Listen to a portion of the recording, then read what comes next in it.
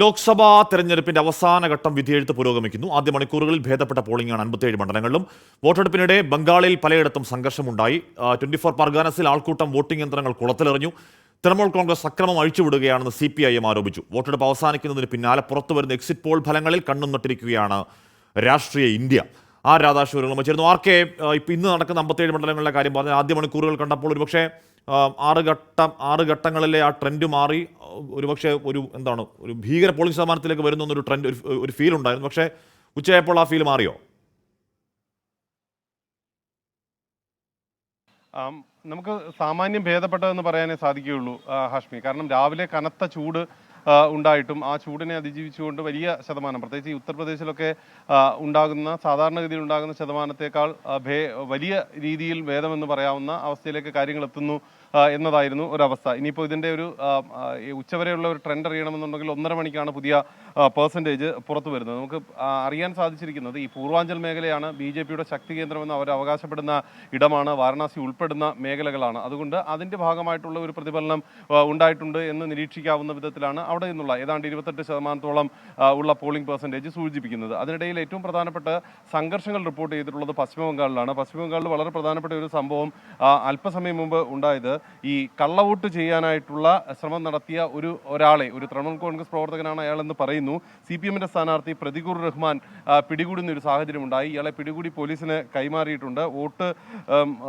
Vote യന്ത്രത്തിൽ ഇയാൾ 1ലധികം തവണ വോട്ട് ചെയ്തിരുന്നു എന്നുള്ളതാണ് ഇപ്പോൾ അവിടെ നിന്ന് വ്യക്തമാകുന്നത്. ഇതിന്റെ അടിസ്ഥാനത്തിൽ വീണ്ടും വോട്ട് ചെയ്യാൻ ശ്രമിക്കുന്ന ഘട്ടത്തിലാണ്. പശ്ചിമ ബംഗാളിലെ ഡയമണ്ട് ഹാർബറിലാണ് ഈ സംഭവം ഉണ്ടായിരിക്കുന്നത്. അദ്ദേഹത്തെ കൈയോടെ ഈ സ്ഥാനാർത്ഥി തന്നെ പിടികൂടി പോലീസിനെ ഏൽപ്പിക്കുന്ന ഒരു സാഹചര്യം ഉണ്ടായി. രാവിലെ മുതൽ തന്നെ അവിടെ നിന്ന് ലഭിക്കുന്ന സൂചനകൾ അനുസരിച്ച് വളരെ ശക്തമായിട്ടുള്ള സംഘർഷങ്ങൾ പല മേഖലകളിലും നടക്കുന്നുണ്ട് എന്നുള്ളതാണ്. ഈ 4 മണിക്കൂറത്തെ പോളിംഗ് ശതമാനമാണ് ഇതുവരെ പുറത്തു വന്നിരിക്കുന്നത്. ആ പോളിംഗ് ശതമാനം കണക്കാക്കുമ്പോൾ ഉത്തർപ്രദേശിൽ ഏതാണ്ട് 28.02 4 മണിക്കൂറിൽ വോട്ടിംഗ് ശതമാനം രേഖപ്പെടുത്തിയിരിക്കുന്നു. പശ്ചിമ ബംഗാളിൽ 28.10% പോളിംഗ് പെർസെൻറ്റേജ്. പഞ്ചാബിൽ 23.91 വോട്ടിംഗ് പെർസെൻറ്റേജ്. അവിടെ ഇന്നലെ ഉണ്ടായ സംഘർഷം വ്യത്യസ്തങ്ങളായിട്ടുള്ള മേഖലകളിൽ ചില പ്രശ്നങ്ങളൊക്കെ ഉണ്ടാക്കിയിരുന്നു.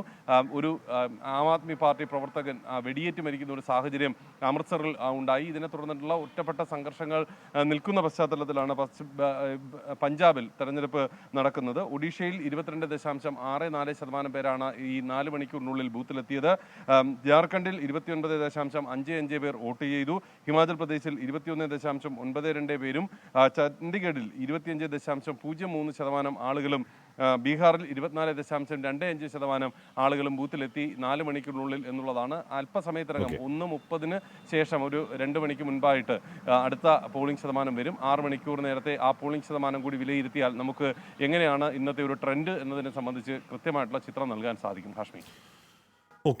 രാധാകൃഷ്ണനാണ് അവസാനഘട്ട പോളിംഗിന്റെ ഉച്ചവരെയുള്ള പോളിംഗ് ശതമാനം നൽകിയത്. ആദ്യ 1-2 മണിക്കൂറൊക്കെ വലിയ പോളിംഗ് ശതമാനത്തിലേക്ക്, കനത്ത പോളിംഗ് ശതമാനത്തിലേക്ക് പോകുന്നുണ്ട്. പക്ഷേ ഉച്ചയോടുകൂടി അത് ഭേദപ്പെട്ട പോളിംഗിലേക്ക് എത്തി. എനിക്ക് തോന്നുന്നു ആദ്യ 6 ഘട്ടങ്ങളിൽ കണ്ട ആ ശതമാനത്തിലെ മാന്ദ്യം 7ാം ഘട്ടത്തിലും പ്രകടമാണ് എന്ന് തോന്നുന്നു. നമുക്ക് നോക്കാം. വിധി ദിനത്തിൽ 24 മാജിക് ജൂൺ 4 ചൊവ്വാഴ്ച രാവിലെ 5 മണി മുതൽ 24-ൽ.